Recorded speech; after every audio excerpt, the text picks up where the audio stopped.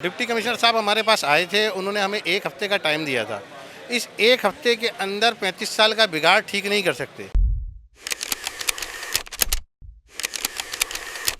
मैं इस वक्त मौजूद हूँ हाशू मार्केट सदर में, जहां अब से कुछ देर पहले असिस्टेंट कमिश्नर जो है वो यहां पर पूरा पहला फ्लोर जो है, जहां तकरीबन 200 के करीब दुकानें थी, वो सील करके चले गए। सानिया गुल प्लाजा के बाद डिप्टी कमिश्नर की जानिब से इनको तंबीह की गई थी कि SOPs पर अमल दरामद करें, फायर सेफ्टी के आलात लगाएं, तमाम चीज़ें लगाएं, लेकिन न लगाने के ऊपर जो है ये दुकानें सील की गई हैं। हमारे साथ एक दुकानदार यहाँ पर मौजूद है, हम उनसे जानते हैं। ये बताइएगा कि क्या वाक़या था, क्यों सील? इस वजह से कि यहाँ जो है गैस की सिलेंडर और जो होता है गैस सिलेंडर, जिधर भी इंतज़ामिया है ना, जिधर भी सिलेंडर का काम होता है और वहाँ ये सील कर रहे हैं। इससे पहले इन्होंने बिस्मिल्लाह मार्केट में एक होटल था जो गैस के सिलेंडर पे चलता था, उसको सील किया।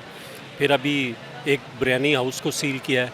उसके बाद ऊपर हाशू में भी यही काम होता था, जो गैस भरी जाती थी, और इंतज़ामिया उसी वजह से ये सारी एक्टिव हुई है। लेकिन फायर सेफ्टी के आलात भी तो नहीं लगाए गए। फायर ये यहाँ के अब बहुत ज़्यादा दुकानों में इस किस्म के कोई आलात मौजूद नहीं है जो हमें करने चाहिए थे, मगर अनफॉर्चुनेटली ये है कि जो सिलेंडर जो 2400 रुपये का था वो 2800 रुपये का हुआ।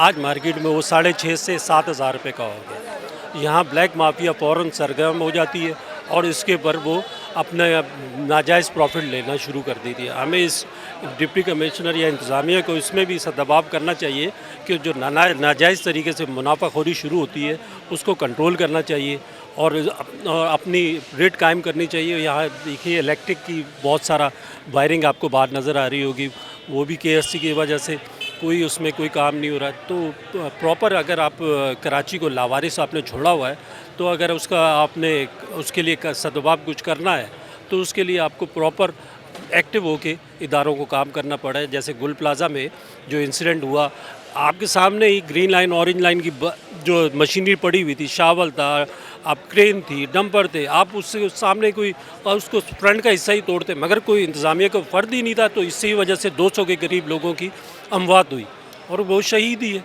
तो कराची तो एक लावारिस शहर है जिसको जब कोई इंसिडेंट होता है उसके बाद लोग जागते हैं, वो भी हफ्ते के लिए जागेंगे, उसके बाद वो ही चुप हो जाएंगे और वो फिर एक नई इंसिडेंट की तरफ के होगा तो हम उसकी तरफ फिर रुजू हो जाएंगे। तो हम आपको करना है तो प्रॉपर तरीके से इंतज़ामिया और हुकूमत को चाहिए कि दुकानदारों के जो यूनियन के उनके साथ बैठ के इस सदभाव किया जाए और प्रॉपर फौरी एक्शन किया जाए आगे, क्योंकि रमज़ान है, इससे पहले लोगों के कारोबार है, तो नया कोई इंसिडेंट होने से पहले हमें इसका सदभाव करना चाहिए। यार मार्केट ये अल्लाह करे खुल जाए, बाकी सारे मज़दूर बहुत परेशान हैं, सब ये मार्केट के नीचे खड़े हुए रोड पे परेशान हो रहे हैं। पिछले हफ्ते डिप्टी कमिश्नर का मैसेज आया था, वो खुद आए थे, मार्केट में देख के गए थे कि SOPs पर अमल नहीं हुआ था। तो उस पर उन्होंने ये कहा था कि भाई ये 1 हफ्ते का हम आपको टाइम दे रहे हैं और 1 हफ्ते बाद आपने इसके ऊपर अमल नहीं किया तो हम आपकी मार्केट सील कर देंगे। ये SOPs पर अमल करने के लिए जैसे फायर सिलेंडर होना चाहिए और काउंटर सबके अंदर होने चाहिए, ओपन कॉरिडोर खोलना चाहिए, खिड़की जितनी भी थी विंडोज़ टाइप की वो सब खुली हुई होनी चाहिए ताकि निकलने का रास्ता लोगों को मिल सके। तो इस हवाले से उन्होंने हमें वार्न किया था कि आप इन चीज़ों को क्लियर कराएंगे तो आपकी दुकान खुली रहेगी, वरना हम सील कर देंगे। ठीक है, हाँ, उसके बाद ये मार्केट को सील कर दिए गए। फायर सेफ्टी के आलात के मामले में हमारे यूनियन की तरफ से ये आया था कि हम इसके ऊपर इम्प्लीमेंट कर रहे थे, काम कर रहे थे, वर्क कर रहे थे, लेकिन ये है कि इसमें थोड़ी सी जो है यूनियन वालों को ज़ाहिर बात है दिक्कत ये हो रही थी, आपस में इत्तेहाद करना पड़ता है, सबको मिलाकर बातचीत करनी पड़ती है, तो उस पर बातचीत चल रही थी। तो फिर आज हमारे सिलेंडर भी आ गए थे, ऐसी बात नहीं है कि सिलेंडर नहीं मंगाए, तो हमारी यूनियन ने सिलेंडर भी मंगाए थे लगाने के लिए फायर फाइटर, लेकिन इत्तेफाक है वो सुबह आए तो मार्केट सील कर दी। देखिए अभी मार्केट हमारी खुलती है तकरीबन 12 बजे के बाद, तो जब सुबह कुछ लोग आए हुए थे ऊपर, दुकानदार कुछ थे, और उन्होंने आके उसको सील कर दिया कि आपके SOPs में अमल नहीं कर रहे। तो हमारी यूनियन वाले काम कर रहे हैं, ऊपर वाले जो हैं, तो अभी देखें, अभी हम तो चाहते हैं कि ये हमें टाइम दें थोड़ा सा, क्योंकि ऊपर रिपेयरिंग का काम है, सेल परचेज़ का काम है, तो उसके लिए हमें टाइम चाहिए होता है। नीचे की जो मार्केट है वो टोटली सेल परचेज़ है और ऊपर रिपेयरिंग होती है। अब ज़ाहिर उसके लिए तो आपको पता है कि मैकेनिक भी ऐसे हैं जो अफोर्ड भी नहीं कर सकते इतनी जल्दी, तो हमें टाइम बहुत कम दिया गया था। तो हम चाहते हैं कि हमें थोड़ा सा टाइम ज़्यादा दें और इंशाल्लाह अब थोड़ा सा हमें मौका दें दोबारा से जी, तो उसकी वजह से थोड़ा टाइम भी दें, मौका भी दें हमें कि ताकि हम काम शुरू करें। काम तकरीबन हो चुका है, सिलेंडर आ चुके हैं, काफ़ी चीज़ों पे काम हो चुका है, ताकि हम मार्केट खुलवाएं तो हम उस पर कम से कम टेक्नीशियन से काम तो करवाएं, जो इलेक्ट्रिशियन का काम है वो करवाना है, जो काम करवाना है हम उसको अमल तो करें। अगर खोलेंगे नहीं ना देखें तो हम काम कैसे करेंगे। डिप्टी कमिश्नर साहब हमारे पास आए थे, उन्होंने हमें 1 हफ्ते का टाइम दिया था।